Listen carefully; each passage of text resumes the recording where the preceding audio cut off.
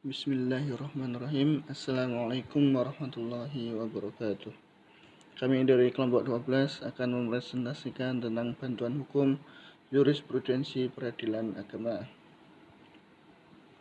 Yang pertama yaitu pengertian bantuan hukum.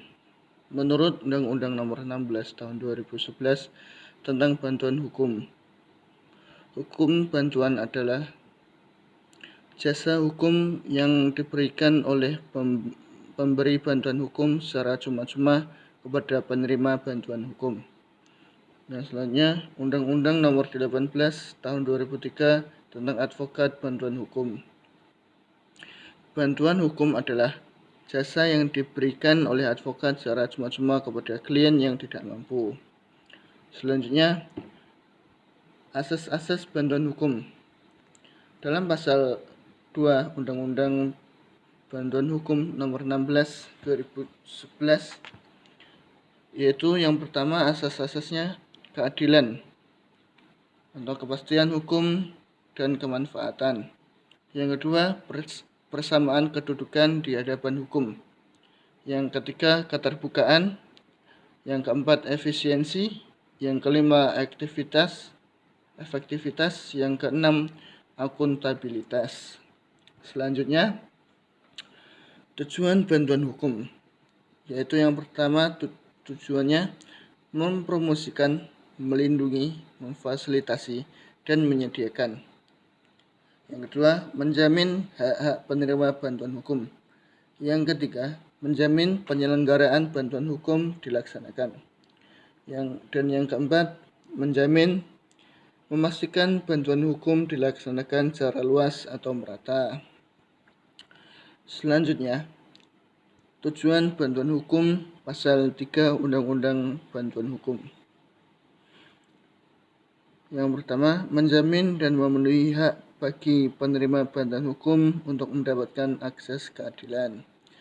Yang kedua, mewujudkan hak konstitusional segala warga negara sesuai dengan prinsip persamaan kedudukan di dalam hukum.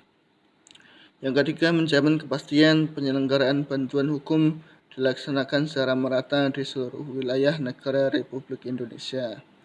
Yang keempat, mewujudkan peradilan yang efektif, efisien, dan dapat dipertanggungjawabkan.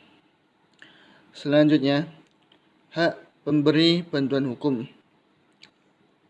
Yang pertama, haknya yaitu melakukan rekrutmen terhadap advokat, paralegal, dosen, dan mahasiswa Fakultas Hukum. Yang kedua, melakukan pelayanan bantuan hukum. Dan yang ketiga, menyelenggarakan penyuluhan hukum, konsultasi hukum, dan program kegiatan lain yang berkaitan dengan penyelenggaraan bantuan hukum. Yang keempat, menerima anggaran dari negara untuk melaksanakan bantuan hukum berdasarkan undang-undang ini. Yang selanjutnya, yang keempat, mengeluarkan pendapat atau pernyataan dalam membela perkara yang menjadi tanggung jawabnya di dalam sidang pengadilan sesuai dengan ketentuan peraturan perundang-undang. Yang kelima, mendapatkan informasi dan data lain dari pemerintah ataupun instansi lain untuk kepentingan pembelaan perkara. Yang keenam, mendapatkan jaminan perlindungan hukum, keamanan, dan keselamatan selama menjalankan pemberian bantuan hukum. Yang selanjutnya yaitu syarat dan tata cara pemberian bantuan hukum. Yang pertama, mengajukan permohonan secara tertulis yang berisi sekurang-kurangnya identitas pemohon dan uraian singkat mengenai pokok persoalan yang dimohonkan bantuan hukum. Yang kedua, menyerahkan dokumen yang berkenaan dengan perkara. Yang ketiga, melampirkan surat keterangan miskin dari lurah, kepala desa, atau pejabat yang setingkat di tempat tinggal pemohon bantuan hukum. Yang keempat, dalam hal pemohon bantuan hukum tidak mampu menyusun permohonan secara tertulis, permohonan dapat diajukan secara lisan. Yang selanjutnya adalah syarat dan tata cara pemberian bantuan hukum pasal 15.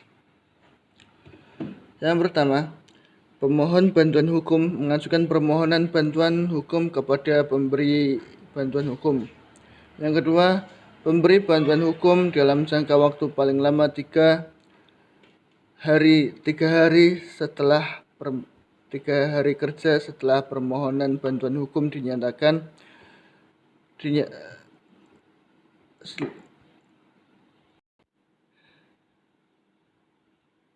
setelah permohonan bantuan hukum dinyatakan lengkap, harus memberikan jawaban menerima atau menolak permohonan bantuan hukum.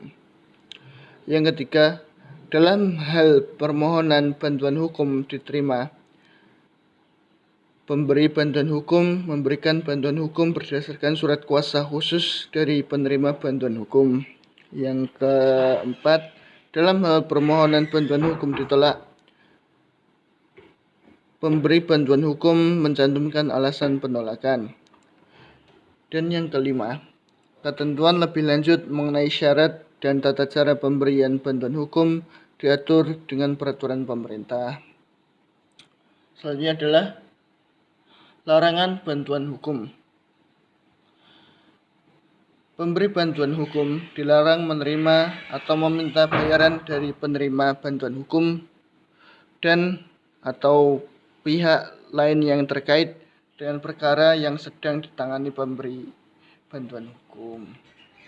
Selanjutnya, ketentuan pidana. Pemberi bantuan hukum yang terbukti menerima atau menerima pembayaran dari penerima bantuan hukum dan atau pihak lain yang terkait dengan perkara yang sedang ditangani sebagaimana dimaksud dalam pasal 20 dipidana dengan pidana penjara paling lama 1 tahun atau denda paling banyak 50 juta rupiah. Sekian presentasi dari kelompok 12. Apabila ada yang kurang paham, silahkan ditanyakan. Wassalamualaikum warahmatullahi wabarakatuh.